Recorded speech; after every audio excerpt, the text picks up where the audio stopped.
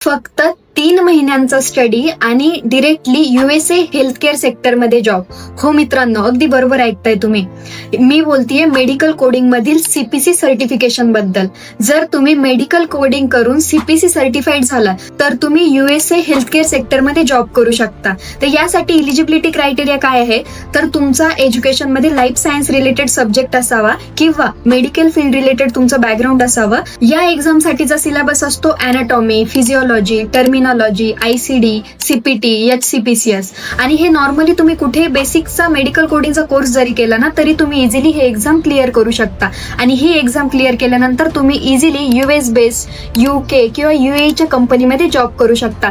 तुम्हाला जर अधिक याबद्दल जाणून घ्यायचं असेल किंवा मेडिकल कोडिंग कोर्स जर जॉईन करायचा असेल तर आपण तुमच्यासाठी घेऊन आलो आहे एकदम अफोर्डेबल प्राइस मध्ये AI based medical coding program. याबद्दल जर तुम्हाला अधिक माहिती जाणून घ्यायची असेल तर आत्ताच खालील दिलेल्या नंबरवरती कॉल करा. धन्यवाद.